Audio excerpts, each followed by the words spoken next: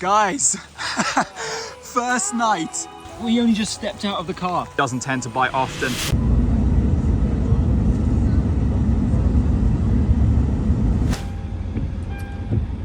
Holy crap, guys. Oh, what the hell's up in my ear? Holy crap, guys. It's raining at Mount Kinabalu. We ended up here way late because guest flights were delayed by an entire day. But here we are. It's 8 p.m. and it's raining at Mount Kinabalu. The first time I've had that all year. I'm waiting in the car right now, about to pick the guys up. We're going to drive into the park, meet the god boss Maron, and cheers to that. Let's see if we can turn up some snakes. It has been bone dry here, so if this doesn't spike activity tonight, I wouldn't be surprised if it spikes some major activity tomorrow. So honestly, for the worst time of year at Mount Kinabalu, I'm expecting some good things to come. You'll get to know the guys over the course of the videos. Of course, people are usually a bit shy of being on camera in person. Of course, I'm shy of just shoving it in their face and being like, hey. So you know how it is. For now, it's just me, and we're going to get into the field. Cheers. What the batans, Ras? What the batans, Ras? Man, we only just stepped out of the car, and Maron already pointed out outside the HQ, there's a adult female Sabah pit viper just chilling in the bushes getting rained on here. Not a bad start. A snake within the first 5 seconds. We were just talking about how we would share alcohol. Look at that beautiful red eyes. And here it is, guys. Yeah, Snake number 1 of Mount Kinabalu. Wow. My loyal Sabah pit viper. It's always loyal to me. Never fails to make an appearance when I come here. And this one's a nice kind of younger adult female. Nowhere near as big as they can get, but not small by any stretch of the imagination either. And looking by her movements, I'd say she's pretty cold, guys. Because she's very, very, very slow and dopey, covered in rain. And it is chilly up here, especially when it rains. These snakes get very cold, and that makes them very placid, which is enjoyable to work with. But you can see that iconic red eye, like really, really a blood red eye on this one. More so than a Sabah Toba that I saw in Sumatra. Who spooked her? That was awesome. Yeah, she made a little, not a strike, but more of sort of a leap. There we go. We actually got a better view here. You can see this brilliant Sabah pit viper, which has kicked off our finds here at Mount Kinabalu. We're going to take some pictures and enjoy our encounter with this beauty. What a cool find. I can't even change the focus. Guys, first night, second snake. I just spotted the tail of this guy poking out, and for some reason when I saw the tail, I thought it was going to be a tiny juvenile, but it's a freaking beautiful adult male Malcolm's pit viper. This thing needs no introduction whatsoever. Look at that head.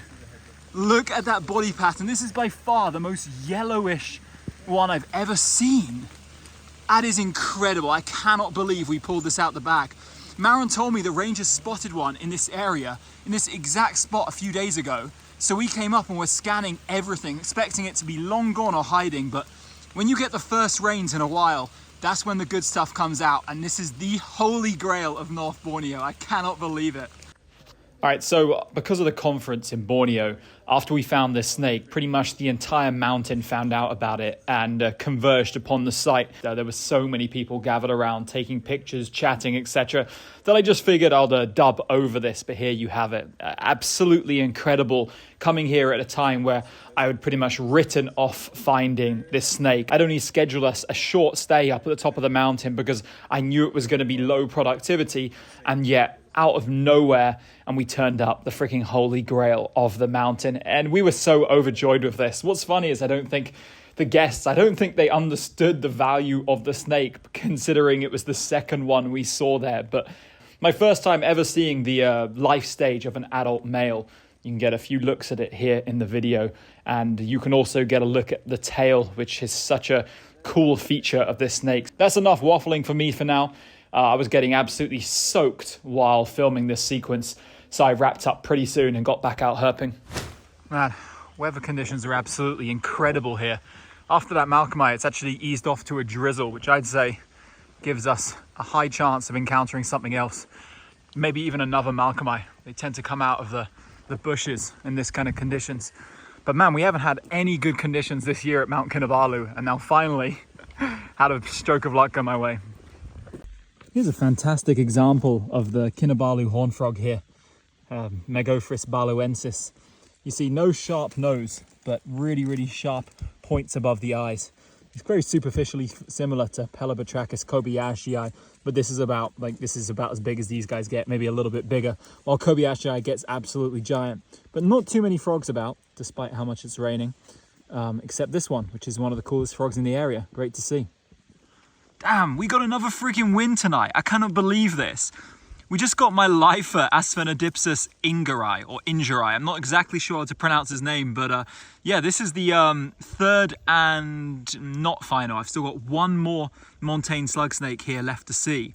There's 3 species up here. Jamil Nyasai, which I posted in one of my Patreon videos, which we saw in February. And now I've seen this one, ingeri, and now I need the author of the Borneo books, co-writer, Stubingi, which is the last slug snake here. We got ingeri and Stubingi. And this one is ingeri, and by the way, it's absolutely freaking tiny. This species actually gets pretty big, but this one right here is about as small as they can be. It's an absolutely adorable little hatchling. And you can see it's a true montane slug snake, a true montane Asphenodipsus with that extremely defined vertebral ridge. And here it's actually spreading its like cheeks, doing this defensive tactic where they widen their head. We've seen the slug snakes in Peninsula Malaysia do this exact thing to mimic a viper. And he's doing quite a good job. I could see a predator potentially mistaking this for being like a strange Garthius or something like that. But the blue coloration on the face, that silver blue, is amazing. And the body is almost see-through. Like, we can see some organs, especially if you shine light through the other side. The bits which aren't dark mottled. Absolutely fantastic. Obviously, this is just a tiny juvenile, but fantastic to see out here and fantastic to finally get my lifer. I'm so freaking happy with this. And we've met the nightly quota of what I think a good night in Mount Kinabalu is, which is 3 species. And we did it without a single reed snake. So I consider that a massive win. Check this out, guys. So you got the one Limnonectes here, Limnonectes coolai, you know, normal looking frog, and there's another species of Limnonectes right next to it. Look at how ridiculous that is. That's the freaking legendary giant-headed fanged frog. Yeah, Limnonectes Kong. I love that scientific name as well, and it just is actually comically large. It's ridiculous. All right, time to say goodbye to the boss. Okay. Thanks a lot tonight. Thanks a lot, Maron. Damn, holy crap, guys. I know this was like kind of a truncated vlog because obviously like it's first night with this new group of people. I'm trying to immerse myself with them, talk to them a bit more, etc. I can't be vlogging all the time, but man, we cooked. We started so late. We started like well after 8 p.m. and we got freaking Malcolm's, man, and a lifer for me on my first night. If you're wondering why I'm talk whispering, it's because the walls in this place are very thin and I'm trying to be respectful to the fellow patrons. But it's not that late. We wrapped up at 12 o'clock and we're going to have a nice, long, much needed sleep as I am severely sleep deprived. So catch you tomorrow. What a time to be alive. All right, just finished up breakfast here. The other guys are just grabbing some stuff. Then we're going to head into the national park and do a bit of daytime walking. I really want to find Rhabdophis muridensis. This damn keelback's been evading me for so long. So let's go walk around the streams and see if we turn anything up. After the rain from yesterday and a bit of sun coming through today, it's looking good. It's looking very, very good for snakes today. Man, we just stepped foot on the trail for like a couple minutes and one of the guys already spotted this lovely Sarawak keelback. We saw a couple juveniles of these last time. This time you can see an adult and you can see that incredible venter they have. That's one of the most remarkable things about this species. You know, there's a lot of species of snake in the world with that kind of black and white checkered venter, but this one's ultra contrast. It's got to be one of the highest contrast venters, especially towards the tail right there. And you can see there's some like liquid pooling on its cheeks. That's what we call the natrocine drool. And I'm assuming it's a combination between saliva and venom. I don't know why they do it. Maybe if something's trying to eat them, it's kind of like bitter and tastes bad. That would be a potential reason. Or they're just, I don't know, stressed. Taste it. Yeah, lick him. Just Lick him. Just taste it. Tell us. I'm not really into like licking wild animals, but Steve will do it. I bet they're just getting their venom ready I bet in case they want to chew on something that actually grabs them. Like if something starts to bite them. It makes sense. I mean, you don't want to start producing your venom after you've bitten something. yeah, these guys are generally not like biters ever. That's why like I jumped on it so quickly. Yeah. This species really doesn't tend to bite often. But maybe if I was like way more rough with it, you know, Yeah. it would Like evoke that response. If a See, big look. lizard grabs it. It's like you can see the bit of its saliva like left residue on my pinky finger there. The nice orange cheeks on this one. It's always nice to see an adult of this species. Really nice to get a daytime snake observation on a day which is like perfect weather for snakes. That's fantastic. I'm so happy with this. Look at that. Such a nice little snake, man. I love the orange lips of these guys. Love these diurnal natricines. Doesn't really resemble any other Hebius.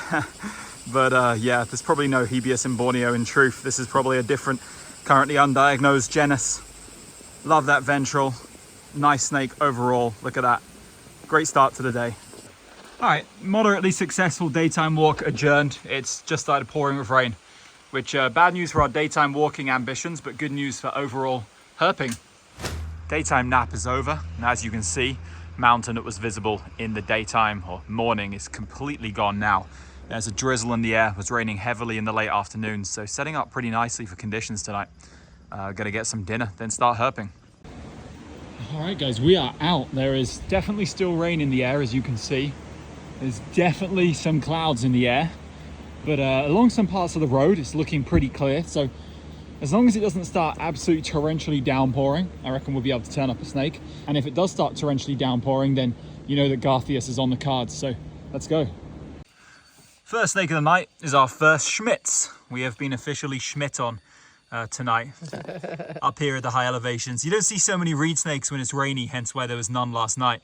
But here we go. A Schmitz decided to cross the road while we just started walking, and we're happy to see it. Very iridescent. All right, another cool find up here on the mountain. Check it out, Phylautus benitus, the green bush frog. Obviously, I've shown this one in the videos, I believe, before. Sometimes it's hard to remember if it's a Patreon exclusive, but this is one of the coolest frogs up here. Not a large one by any means, and it doesn't have any of the blacks. This one is truly the green bush frog in its purest form. But I love this species, named after the Bunyan, some kind of a forest-dwelling ghost spirit thing.